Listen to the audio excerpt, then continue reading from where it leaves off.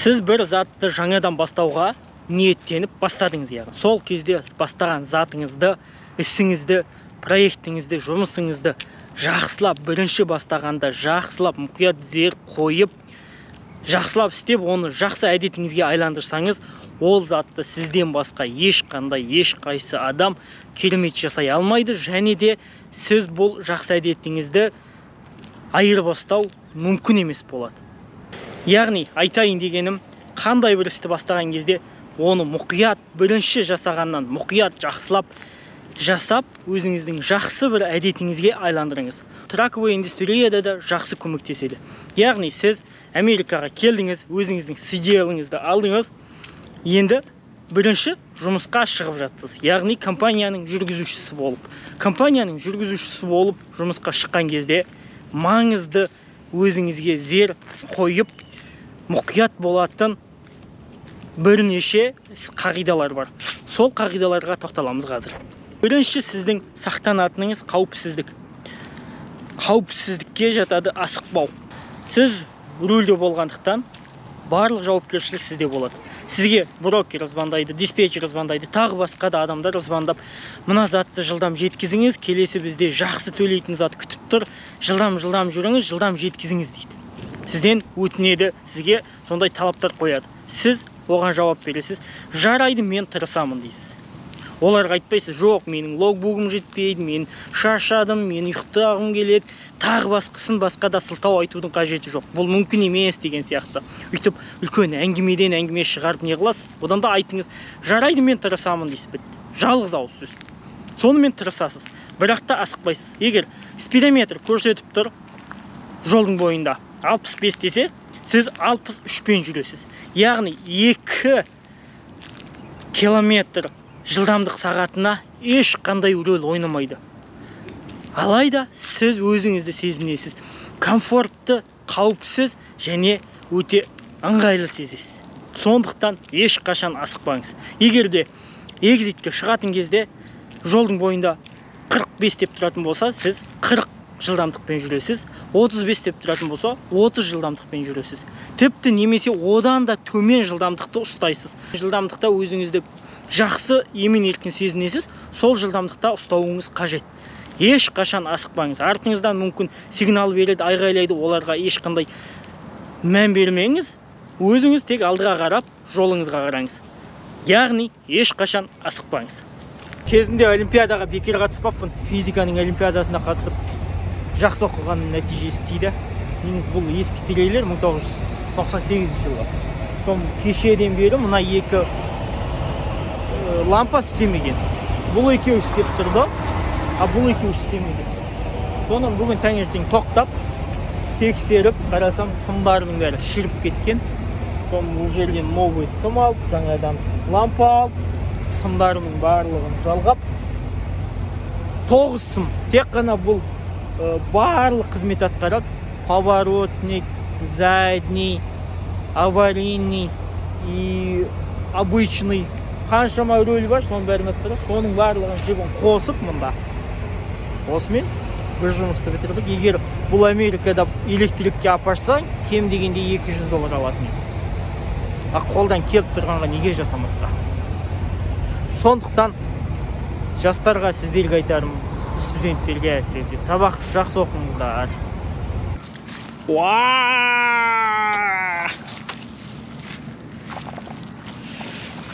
Сазға кетіппін. Аяғым бычыт болды. Келесі ескеретін жай ол логбук. Логбукты ешқашан артығымен айдамаңыз. Заңды түрде алғашқы 8 сағатта брейк істеу керексіз. Істеңіз, 11 сағаттан артық айдамаңыз.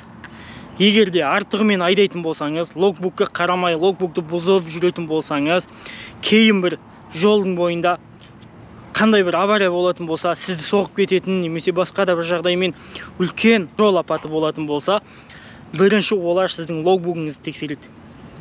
Бұрынғының барлығын тексеріп, сол кезде қандай бір қателік табатын болса, сізге проблеманың үстіне проблема болады. Және де ол сіздің тек қана логбугыңызға ғана емес, өзіңіздің рекордыңызға тікелей әсер етеді. Сондықтан логбукты ешқашан ойнамаңыз. Ол компьютер оны өзгерту мүмкін емес. Логбугыңыз бітуге 2 сағат қалған кезде жоспарлаңыз қай жерге тоқтайтыныңызды. Және сол жерге қарай бағыштап 2 сағаттық айдайтын уақытыңыз жететін жерде үлгеріп, жетіп тоқтаңыз. 43-пен ақырын кетіп бара жатырмын, ал бұлар болса 60-70-пен осылай ұшады ғой. Келесі жолда жүрген кезде ешқашан телефон қолыңызға алмаңыз. Рульде келе жатып, телефонды ешқашан алмаңыз. Бірінші ол сіздің қауіпсіздігіңіз, екінші ол жаныңыздағы адамдардың қауіпсіздігі. Және де қандай бір жағдаймен қолыңызда телефон бар кезде полицейский тоқталатын болса, сізге штраф салады, тикет береді, сіз point аласыз, driver license рекордыңыз, safety бұзасыз. Ал сіз бұндай ауыр жұмысты ақша тауып, отбасыңызды асырап, отбасыңызға ақша әкелу үшін жұмыс істеп жүрсіз. Сондықтан мұқият болыңыз. Ал егер қандай бір тикет алсаңыз, оны төлеу керек, оны жою үшін адвокат алу керексіз, адвокатқа өте көп мөлшерде қаражат төлеу керексіз. Сол кезде сіз айлық алған емес, керісінше минусқа кетесіз. Сондықтан ешқашан телефонды қолға алмайсыз. Келесі, дұрыстап тамақтанып үйреніңіз. Жолдың бойында фастфуд, жолдың бойында трак айдаған кезде дұрыс тамақтану режим деген бұзылады. Бірақта Truckstop Pilot, Petro деген бар, оларда ресторан Iron Skillet деген. Сол Iron Skillеттен сіз аптасына кем дегенде 3-4 рет тамақтануыңызға әбден болады. Онда бағасы да, тамағы да жақсы. Келесі PTI. 15 минуттық PTI-ді міндетті түрде жасаңыз. Себебі бұл трак арқылы сіз өз отбасыңызды асырап тұрсыз, өзіңіз ақша тауып тұрсыз, және де компанияда ақша тауып тұр. Егер де бұл трак қандай бір жолмен жолда бұзылатын болса, бірінші сіздің қауіпсіздігіңіз, және де екінші компанияға өте үлкен соққы болады. Сонымен қатар әзірге бұл тракты жөндеп, дайындап шыққанға дейін бірнеше күн, бірнеше апталап кетуі мүмкін. Сол аралықта сіз жұмыссыз қалуыңыз әбден мүмкін. Сондықтан тракқа 15 минуттық PTI-ді міндетті түрде жақсылап жасаңыз. Қандай бір жерінде ақау болса, иесіне айтып, жақын жердегі шапқа барып, жөндетіп, реттеп ап, жолға шығыңыз. Мұнда қолмен заттарды осылай упаковка жасап жатырмыз. Бірінші шіріңкпен орап, одан кейін бланкет, одан кейін тағы да шіріңк. Сол кезде өте жақсы сақталады. Мұнда осылай заттардың бәрін орап, мувинг істеген кезде, пикап деген үйден аласың, үйден алған кезде өзің осылай істейсің бағару. Клиент. Менің көмекшім осылай упаковка жасап жатырмыз. Пакет. Бағарлық зат осылай жақсылап отырып қымтап, жасап, 3-4 рет істеп жатырмыз. Қазір үстін көрсетейін. Кешеден бері, кеше көп затты алдық, бүгін өте аз қалды. Мына жақта мына бөлме бітті, мына бөлмеде азғантай заттар қалды. Спикер осындай. Hello guys. Мына жерде көмектесіп осылай төртіп істеп жатырмыз. Мында мастер бедеу. Заттарды осылай упаковка етеміз. Сол кезде ешкім сынбайды, бүлінбейді, шабылмайды. Мына жанында жүргендердің ішіндегі жақсы істейтіндері бар екен. Әсіресе мына шашымен жүрген және Кевин өте жақсы істейді. Қыз тоже вот осы жерде. Осылай. 2 күн тынбай жұмыс істедік. Дальнобойщик емес, 2 күн нағыз грузчик болдық. Алла қаласа енді 2 күн дальнобой боламыз. Ал мына Truckstop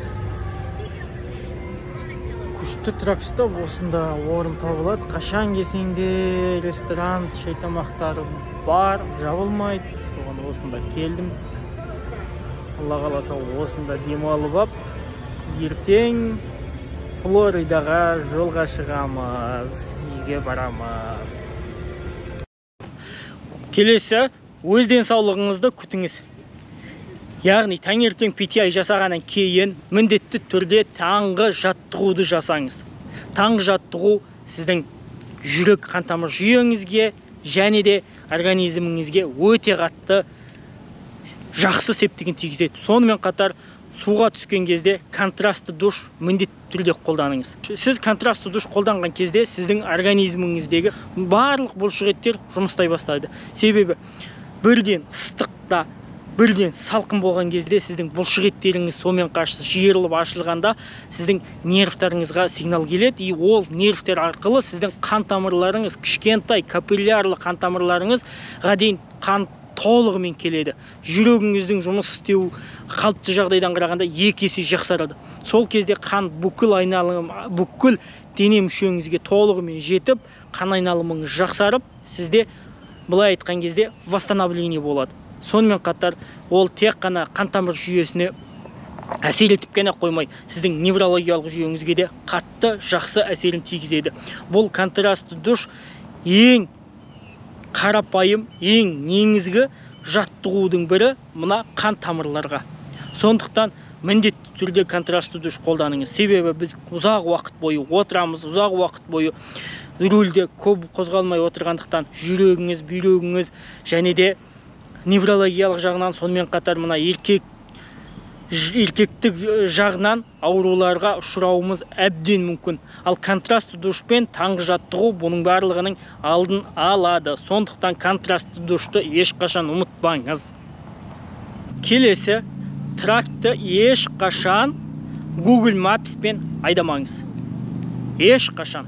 Google Maps ол тек қана кішкентай машиналарға, қаланың ішінде кішкентай машиналарға жүруге арналған жол.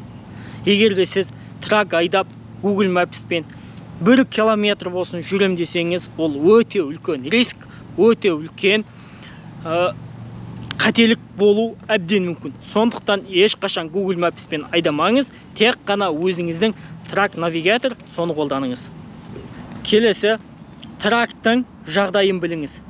Трактың бүкіл характеристикасын толығымен біліп түсінбесеңізде де, қай жылғы қандай ол, қашан майын соңғы рет ауыстырды, енді қашан ауыстыру керек, енді несін ауыстыру керек деген сияқты күнде қарапайым, орысша айтқан кезде расходниктарын қашан істейтінін толығымен біліңіз. Себебі бұл трак арқылы сіз ақша тауып тұрғандықтан, бұл тракқа эквипменттерге жақсылап, үнеммен, оқыппен пайдаланыңыз.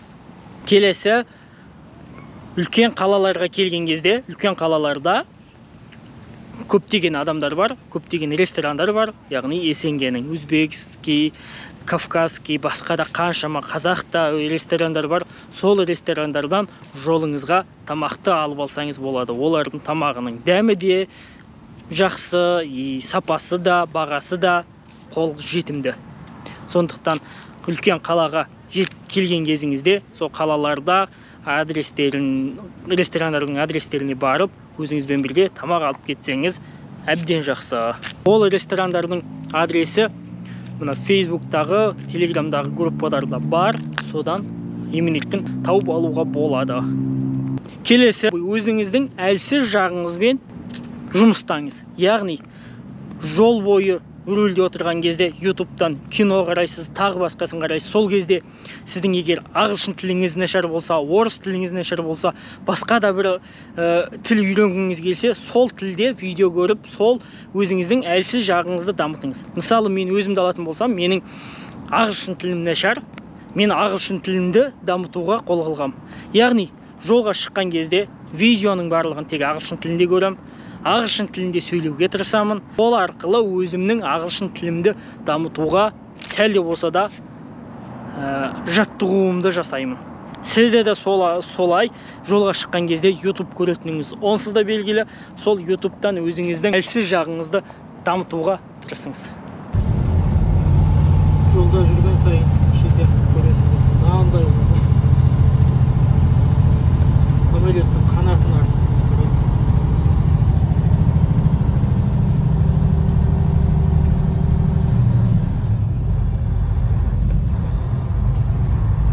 және де қандай бір маңызды затты мен айтпай кетсем, толықтырып комментарийға жазыңыз.